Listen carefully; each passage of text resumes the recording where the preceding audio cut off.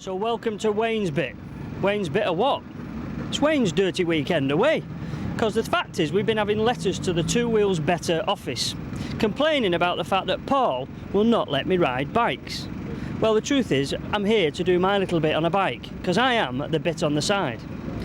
The bit on the side of a trial sidecar, and this is what I do on a Sunday afternoon. Check this out.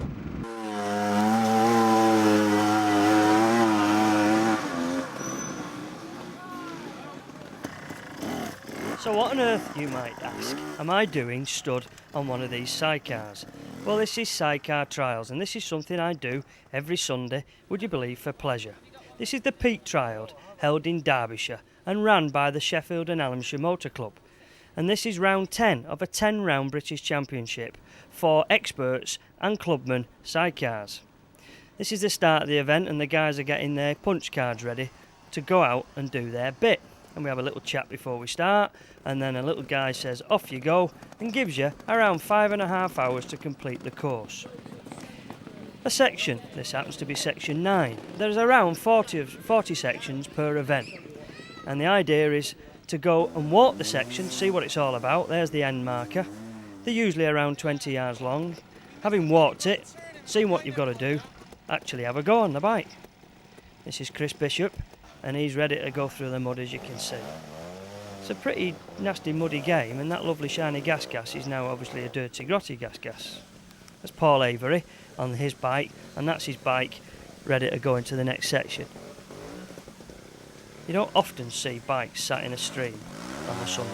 Usually they're parked up in the garage or being polished.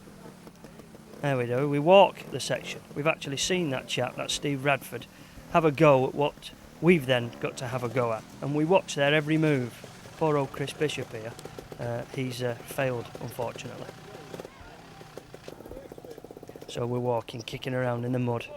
Just think, when you're 10 years old and you walk around the mud like that, Mum used to clip you over the back of the ear. Get out of that mud, I've got to wash them clipping claws.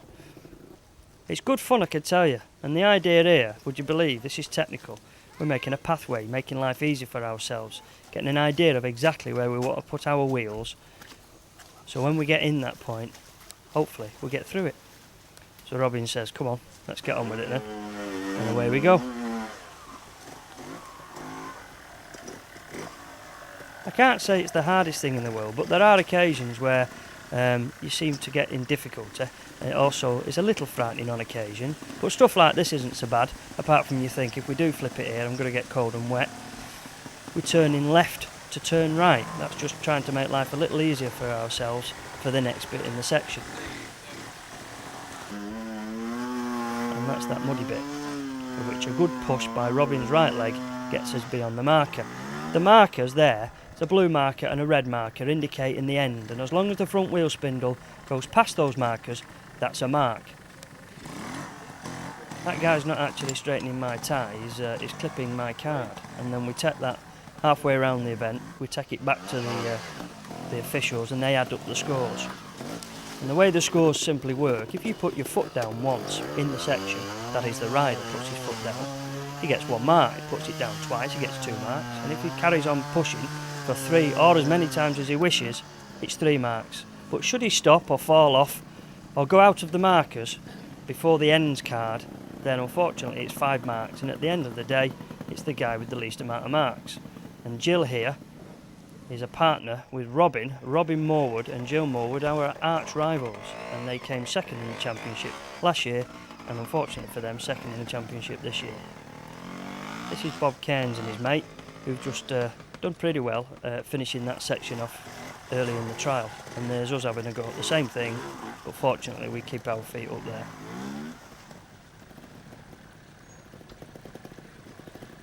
And there's me getting my card punched yet again. So now then, look at that, Robin's trying to get up there, and it looks like it's going to be a little easier to walk up than get up on the bike, and as you can see, it isn't so easy to get up on the bike. And poor Roger Tuck there just steps off, disappointed because they didn't get up it.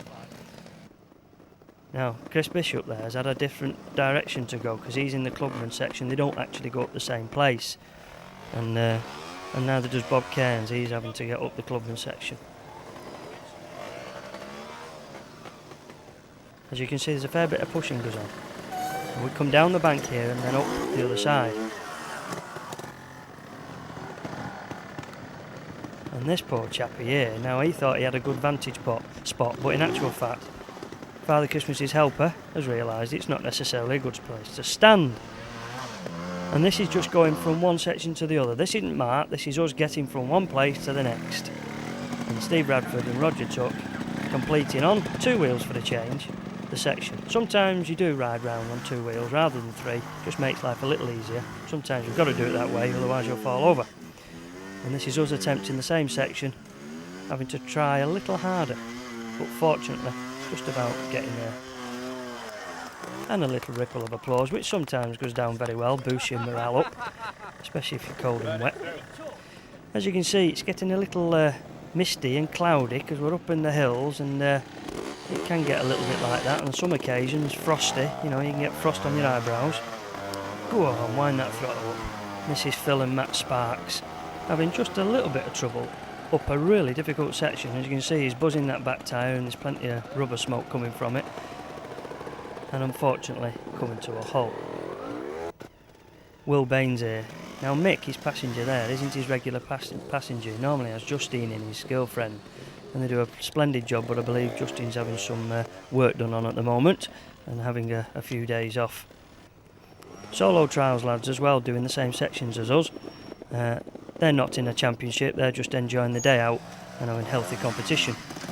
And as you can see, they do the same as us, and sometimes finding it as difficult as we do, if not more difficult.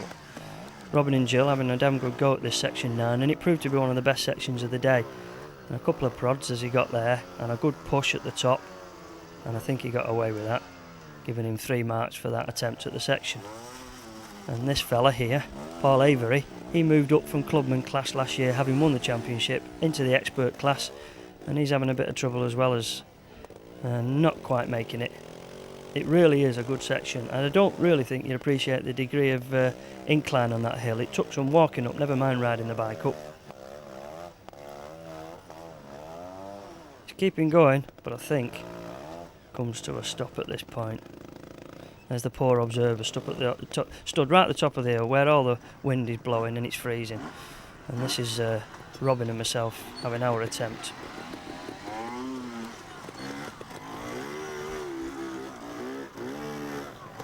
And I might say, beautiful passenger work there, excellent. And the rider didn't do a bad job either. Now we've moved over to another group of sections. We've done a few miles on the road as well. And that's why you may have noticed that there's number plates on the back of these bikes. They are in fact road legal and have to be, because we do travel on the road, usually around 20-25 miles around the course. And the number one priority with us all is to enjoy yourself and have a really good laugh. Right, Robin, let's do it.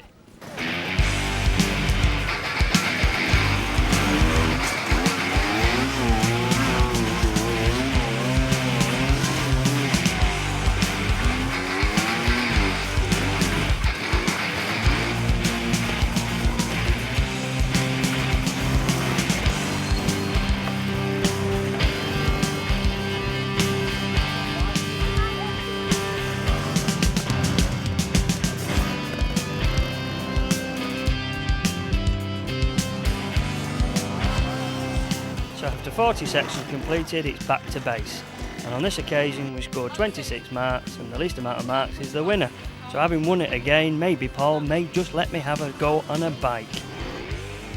Wayne, there's absolutely no chance.